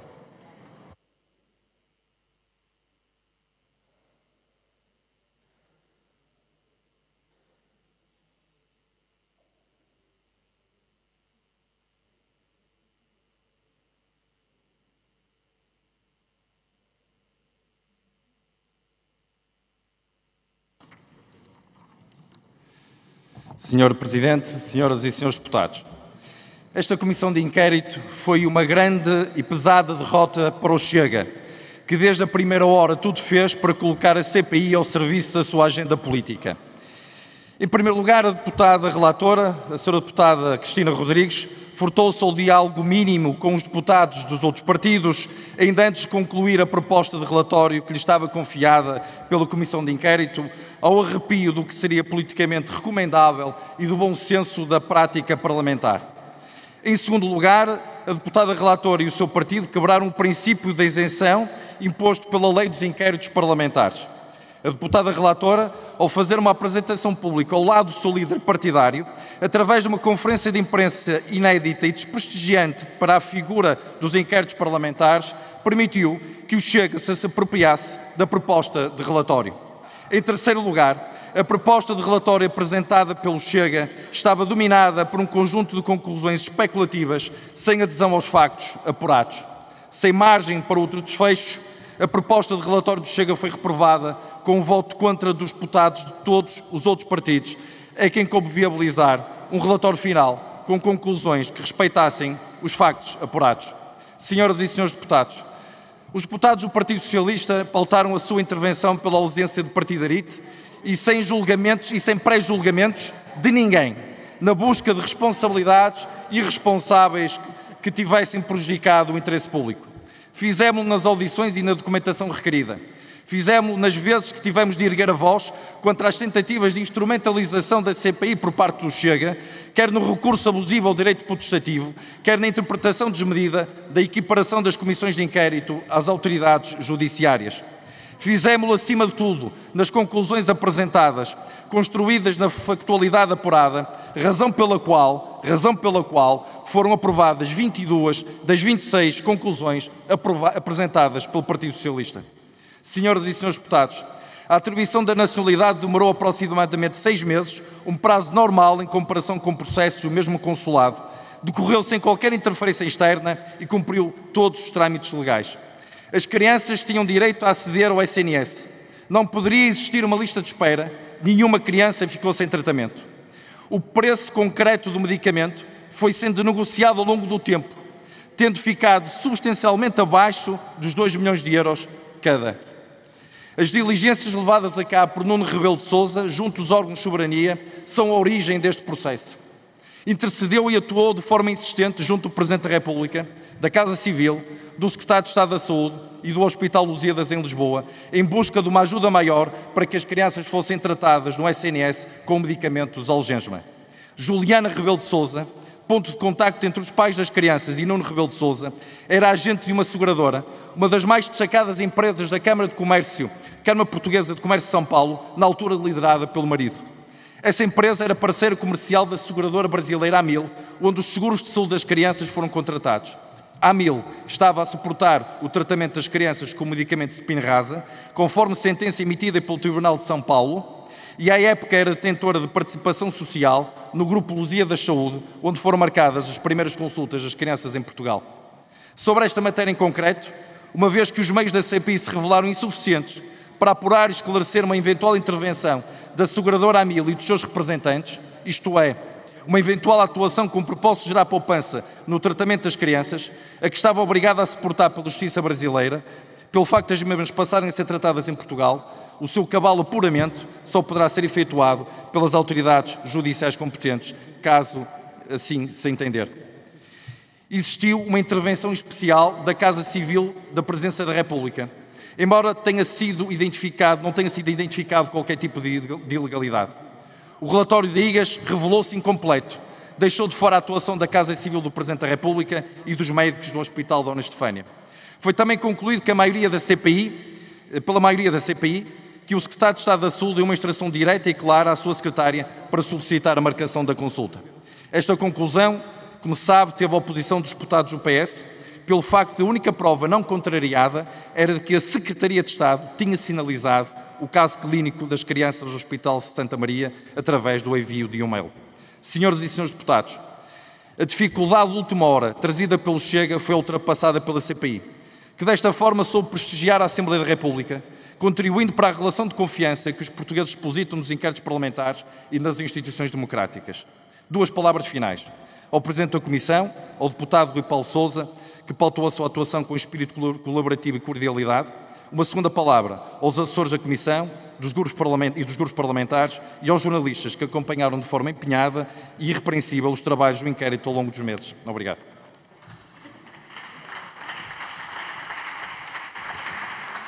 Muito obrigado, Sr. Deputado. A próxima intervenção é do Grupo Parlamentar do Partido Comunista Português. Tem a palavra o Sr. Deputado Alfredo Baia, tem até 3 minutos. Muito obrigado, Sr. Presidente, Srs. Deputados. Esta foi a Comissão Parlamentar de Inquérito que ninguém queria, mas que o Chega impôs com propósitos que contaminaram irremediavelmente a condução do processo e um relatório que teria de ser rejeitado. Em substituição, o relatório e as conclusões aprovados, aos quais o PCP não aderiu, não responde a problemas de fundo na gênese do caso, tratado, aliás, por vezes, com um zelo inquisitorial.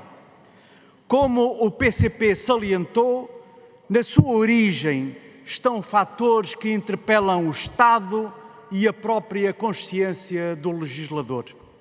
Comecemos pelo preço do medicamento, que suscitou o incómodo jornalístico ou político, não pelo valor em si, apesar de obsceno, e falava-se então de 2 milhões de euros por crianças, mas pela eventual ilegitimidade no acesso à cura que oferecia.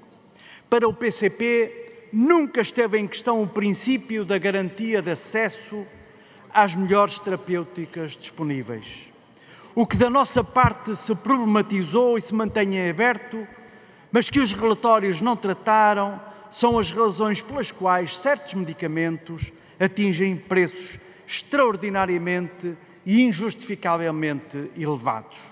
Não se acham justificações plausíveis para os preços impostos pela indústria, nem se conhece a composição dos custos no desenvolvimento dos medicamentos, envoltos, aliás, numa incógnita muito conveniente ao enorme negócio e ao poder enorme dos grandes laboratórios. Tampouco são conhecidos ou escrutinados os custos e a percentagem da investigação fundamental e aplicada, suportados por fundos públicos, ou os reais investimentos da indústria e o prazo razoável para a respectiva remuneração. Neste insuportável jogo de sombras, a indústria captura os Estados e a própria União Europeia, que, como Portugal, garantem aos utentes do Serviço Nacional de Saúde o acesso aos melhores medicamentos e tecnologias disponíveis. Além de imporem os preços que entendem, condicionam a celebração de contratos a cláusulas de confidencialidade sobre valores e condições de pagamento. Trata-se de negociações opacas ao escrutínio público e de impossível, ou pelo menos muito difícil, comparação transparente com acordos noutros países, impedindo, um pequeno país como Portugal de aceder a terapêuticas em condições idênticas à de Estados maiores. Este problema, senhores deputados, confronta o Estado com o imperativo de salvar vidas, vidas que não têm preço, mas, sobretudo, o dever de não ficar refém. Muito obrigado, Sr. Deputado. A próxima intervenção é do Grupo Parlamentar do Bloco de Esquerda. Até 3 minutos. Tem a palavra a Sra. Deputada Joana Mortágua. Muito obrigada, Sr. Presidente, Sras. e Srs. Deputados.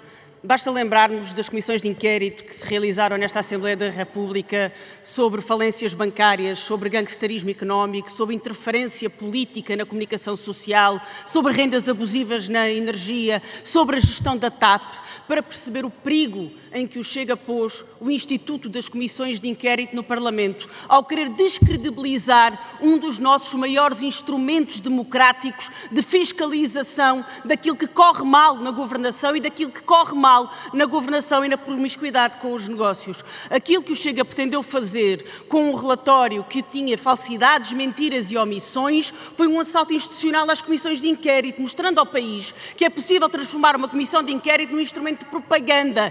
E isso é uma vergonha, uma descredibilização e é uma facilidade para todos aqueles que no futuro venham a ser objeto de comissões de inquérito que ficam agora descredibilizadas ou ficariam se todos os outros grupos parlamentares não tivessem travado aquele relatório de falsidades e de mentiras. A segunda coisa que este relatório ou esta tentativa do Chega mostra é a sua veia inquisitorial. Eu não queria estar sujeita ao poder que confunde os poderes de uma comissão de inquérito com os poderes de um tribunal, como o Chega fez, querendo aceder a dados privados clínicos de crianças que nada tinham a ver com o assunto, querendo humilhar a mãe de 2 crianças doentes apenas para efeitos mediáticos, querendo aceder a mensagens privadas de pessoas apenas por coisa que apenas um tribunal pode dar ordem. Esta comissão de inquérito disse muito sobre o Chega e muito pouco sobre o resto. O Ministério Público vai aprovar a conclusão que aqui tiramos. É que o filho do Presidente da República interferiu junto ao Secretário de Estado, Lacerda Salles, para que se realizasse a consulta. Vai também confirmar aquilo espero eu, que aquilo que concluímos, que estas crianças tinham direito à nacionalidade, que estas crianças tinham direito a aceder ao SNS, que estas crianças tinham direito ao medicamento e que não ultrapassaram ninguém no acesso ao medicamento. Tudo o resto é uma forma do Chega descredibilizar a Assembleia da República. Senhoras e senhores deputados, uma última nota. Só um SNS que responde a todos em tempo útil é um SNS livre de suspeitas, de cunhas e favores. Há um comportamento eticamente reprovável, existe, na forma como este processo foi conduzido, mas é defendendo o SNS para todos e o seu acesso para todos que nós também defendemos o SNS deste comportamento eticamente reprovável, de abusos, de cunhas e de favores que não podem existir. Muito obrigado, Sra. Deputada. A próxima intervenção é do Grupo Parlamentar do LIVRE. Tem a palavra o Sr. Deputado Paulo Moacho. Tem até 3 minutos para o efeito. Obrigado, Sr. Presidente, senhoras e senhores deputados. Muito boa tarde. Esta Comissão Parlamentar de Inquérito tinha um problema base, que é, na vontade do Chega de atropelar a Justiça, ela tinha exatamente o mesmo objeto que um processo judicial, que um processo criminal que estava a ser investigado. E é óbvio que isso limitou os trabalhos da Comissão. Se os senhores deputados quiserem continuar a conversar. E é óbvio que o processo criminal a correr limitou os trabalhos da Comissão, como também limitaram os pareceres que foram pedidos e que todas as vezes que foram pedidos não deram razão ao Chega, porque o Chega queria extrapolar completamente os poderes da Comissão Parlamentar de Inquérito, queria ter poderes completamente absolutos para investigar quem quisesse, para aceder a todas as comunicações que fossem possíveis, e ainda bem que isso não foi permitido. Porque esta forma de tentar passar os limites, tentar passar por cima de qualquer regra e de qualquer limitação é extremamente perigosa. Esta CPI, como já aqui foi dito várias vezes, ela começou por vontade do Chega, já com as conclusões tiradas, e isso foi muito óbvio para todos desde o início. E o relatório final que foi apresentado pela relatora foi só o exemplo mais acabado disso mesmo. Desde a apresentação do relatório com um líder parlamentar, com um líder partidário ao lado, fazendo crer à opinião pública que aquilo se tratavam das conclusões da Comissão, quando não eram, até um relatório que estava pejado de conclusões completamente fantasiosas, de factos importantes que eram completamente desconsiderados e de citações truncadas. E, portanto, em boa hora foi chumbado por todos os outros grupos parlamentares. No final de todo este trabalho, no final destas dezenas de audições, destas dezenas de reuniões que a Comissão Parlamentar de Inquérito teve, a verdade é que toda esta cruzada quixotesca do Chega acabou por ser uma montanha a parir um rato. Porque nós não ficámos a saber praticamente nada de novo daquilo que já sabíamos no início. Não ficámos a saber praticamente factos novos que nos permitissem tirar algum tipo de conclusões que senão aquilo que as investigações jornalísticas já tinham mais ou menos demonstrado e os factos já indiciavam que sim, que terá havido uma intervenção do filho do Sr. Presidente da República, que sim, que terá sido o ex-secretário de Estado, Lacerda Salles, a pedir a marcação da consulta, mas para além disso, nada mais nós conseguimos apurar. Entretanto, passámos estes meses todos, o Parlamento ocupado com esta temática, o Chega a tentar demonstrar à força toda as suas conclusões, a tentar no fundo passar culpas e envolver toda a gente e mais alguma possível neste caso, e no fim foi mesmo uma montanha que paria um rato. Obrigado. Muito obrigado, Sr. Deputado. A próxima intervenção é do Grupo Parlamentar do CDS-PP. Tem a palavra o Sr. Deputado João Almeida, tem até 3 minutos. Muito obrigado, Sr. Presidente, senhoras e senhores deputados. O instrumento dos inquéritos parlamentares é um instrumento fundamental numa democracia moderna e já permitiu no Parlamento português, ao contrário do que muitas vezes é a percepção tida de fora, fazer apuramento de factos e de responsabilidades em muitos casos complexos e já permitiu, em vários deles, que o Ministério Público depois viesse, com base nos trabalhos desenvolvidos pelo Parlamento, a fazer aquilo que lhe compete, que é o trabalho de preparação de uma acusação que depois venha a ter o seu curso também em processo criminal. E, portanto, é muito relevante que nós nem desvalorizemos o instrumento dos inquéritos parlamentares e os direitos potestativos que estão associados aos inquéritos parlamentares, porque os inquéritos parlamentares também só têm essa dimensão se for possível às minorias usarem-nos em alturas em que, obviamente, as maiorias os chumbariam e não permitiriam o apuramento desses factos e, portanto, que não se ponha em crise a possibilidade das minorias poderem aprovar e promover processos de inquérito parlamentar. Por outro lado, também, não se pode pôr em crise a credibilidade dos inquéritos parlamentares utilizando um direito potestativo para desenvolver uma narrativa e para conseguir transformar em supostos factos aquilo que são, com a maior das benevolências, suspeitas legítimas. E, portanto, aquilo que aconteceu neste processo foi a utilização legítima do instrumento parlamentar, mas, do nosso ponto de vista, uma utilização que depois teve uma concretização que não dignificava o trabalho dos inquéritos parlamentares. Porque, na primeira versão do relatório da Sra. Deputada Cristina Rodrigues, que cumprimento e a quem respeitamos, apresentamos, obviamente, o nosso reconhecimento pelo trabalho, a versão que era apresentada não correspondia àquilo que efetivamente foi possível apurar nos trabalhos da Comissão Parlamentar de Inquérito. Eu acho que qualquer inquérito parlamentar termina com cada um dos membros que participou a ter muito mais convicções do que aquelas certezas que podem ser expressas num relatório.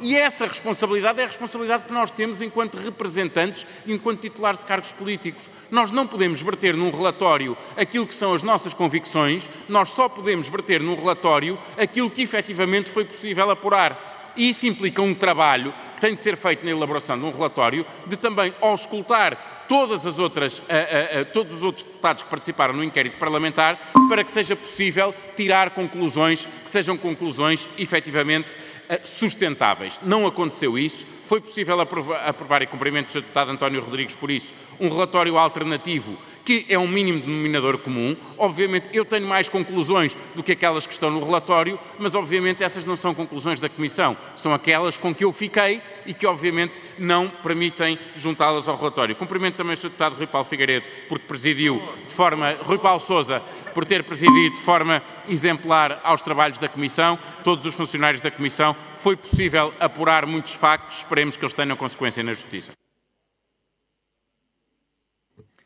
Muito obrigado, Sr. Deputado. Chegamos ao fim deste ponto, chegamos ao fim...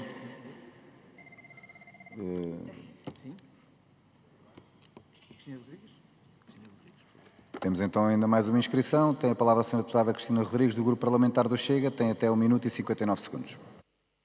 Muito obrigada, Sr. Presidente.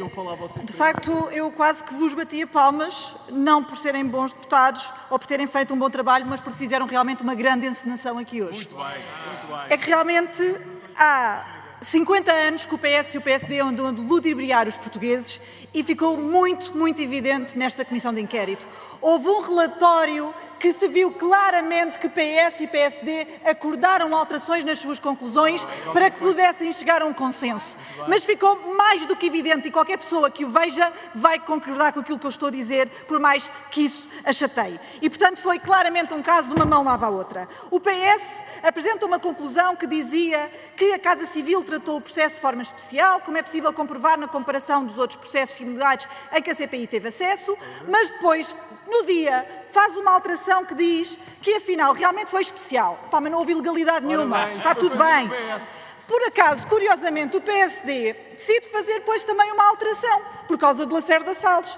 E então, onde dizia que, efetivamente, os documentos comprovam a existência de uma participação por ação do Secretário de Estado e, consequentemente, tiveram acesso à primeira consulta, o PSD pensou melhor e achou que, afinal, não era necessário e que podiam retirar.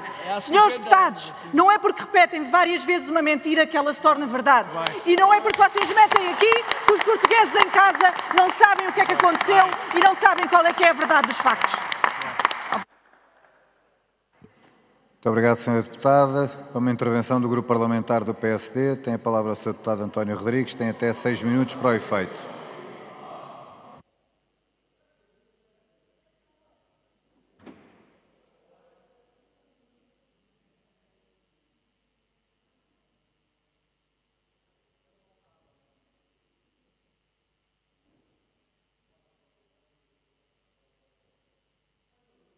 Sr. Presidente, senhoras e senhores deputados, regresso aqui agora na condição de deputado do PSD da Comissão Parlamentar de Inquérito. E começo por dizer que, felizmente para o país, a verdade do Chega não é nem a verdade dos factos, nem a verdade de todos nós que somos protagonistas deste panorama político, que é tentar encontrar, dentro de uma Comissão Parlamentar de Inquérito, algo que tenha um objeto e uma finalidade.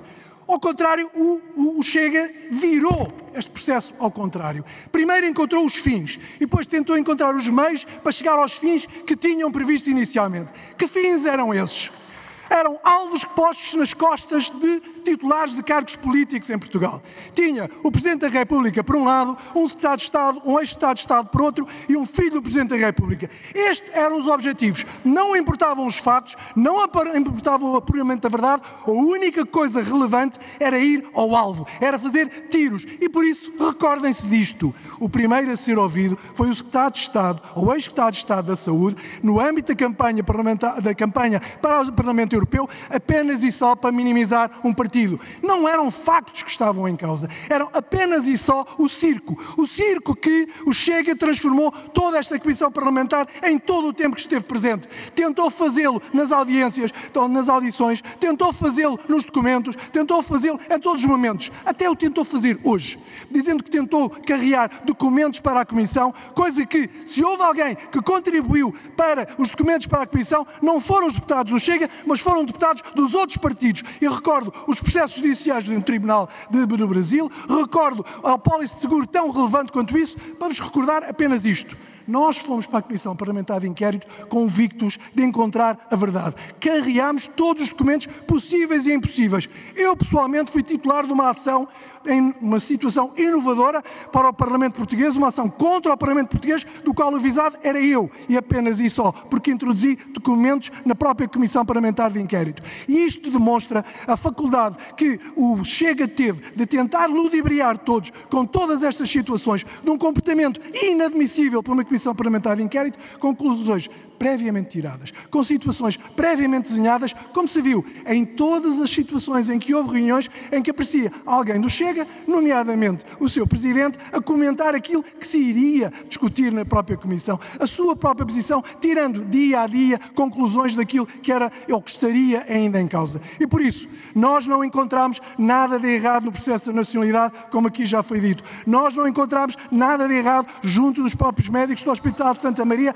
que de uma forma profissional, trataram crianças de que o diagnóstico foi feito de uma forma correta. Nós não encontramos nenhuma ilegalidade da Presidência da República, não obstante todos os esforços por parte do Chega nesta matéria. E recordemos o princípio de tudo isto. O princípio de tudo isto era a vontade que o Chega tinha de querer criar um facto político em cima de uma reportagem televisiva, com o seu mérito, com a sua interpretação, e que nós conseguimos encontrar soluções que eram diferentes daquilo que a própria reportagem televisiva tinha. E, portanto, é importante termos em atenção o mérito de uma reportagem televisiva, seguramente, que levantou para esta situação, mas e mérito para aqueles que tentaram fazer disto um caso político, onde não havia substrato, onde não havia dimensão, onde não havia profundidade, apenas e só, porque tinham dois alvos em toda esta matéria. Um, que a Comissão concluiu que não tinha qualquer tipo de ilegalidade no seu comportamento, demonstrem factual e documentalmente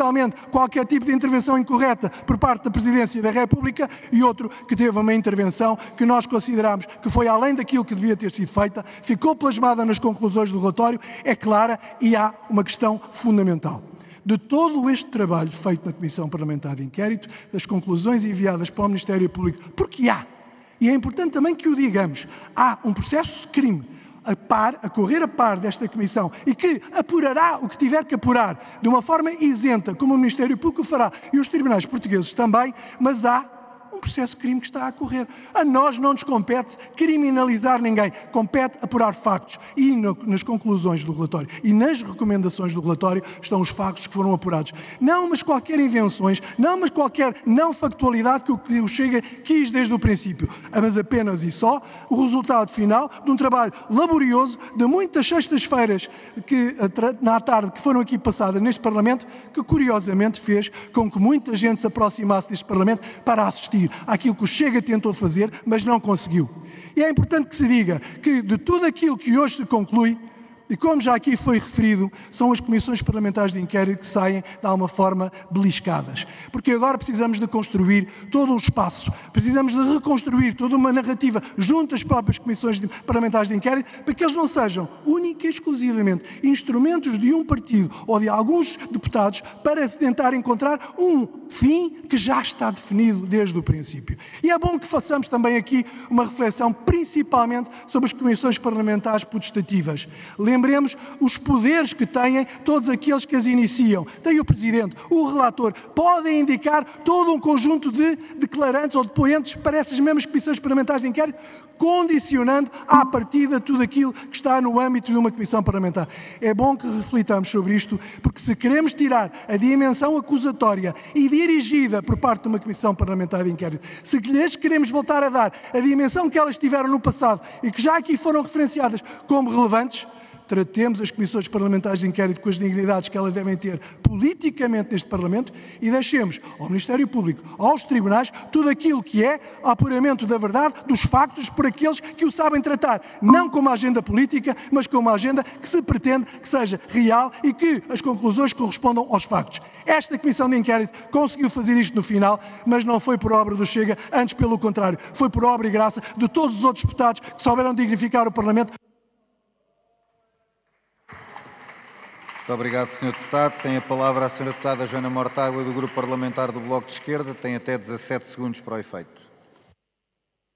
Sr. Presidente, numa nota positiva, saiu a notícia de que o medicamento Zolgensma passou a ser comparticipado no Brasil pelo equivalente ao SNS. Depois de anos em tribunal contra a seguradora que lhes negava o acesso ao medicamento, agora qualquer cidadão brasileiro vai ter acesso ao medicamento mais caro do mundo, isso graças não aos prestadores privados, mas graças ao equivalente ao SNS brasileiro, e é assim que tem de ser.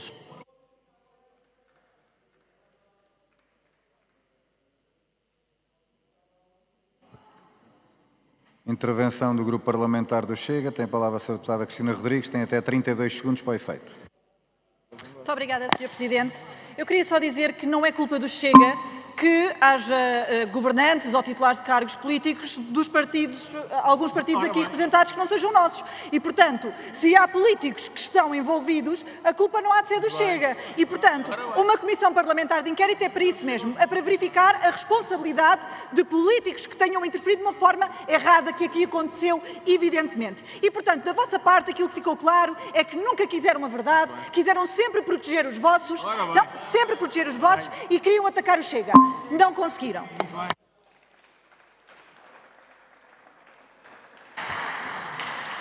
Muito obrigado. Intervenção do Grupo Parlamentar do Partido Socialista, até 44 segundos. Tem a palavra o Sr. Deputado João Paulo Correia.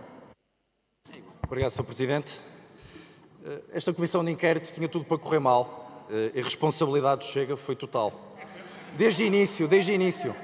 Eu quero recordar que a primeira audição, isto nunca tinha acontecido numa comissão parlamentar de inquérito, a primeira audição foi feita sem que os deputados da comissão de inquérito tivessem a documentação em sua posse. Ela tinha, e muito menos tinham tido a possibilidade de a ler e estudar. E sabe porquê é que ela foi feita? Porque houve eleições para o Parlamento Europeu e os senhores quiseram usar a comissão de inquérito para fins eleitorais. E depois, mais à frente, quiseram chamar o ex-primeiro-ministro à comissão de inquérito porque nessa semana se iniciou a discussão da presidência do Conselho Europeu. O Chega tentou usar a comissão de inquérito para a sua agenda política, não conseguiu. E foram os outros partidos que salvaram o instrumento, o Instituto do Inquérito Parlamentar. Obrigado. Muito obrigado. E penso que agora não há mais inscrições. Podemos encerrar o ponto e encerramos assim esta reunião da Comissão Permanente. Voltamos a reunir dia 16 de abril, outra vez em formato de Comissão Permanente. Muito obrigado e boa tarde.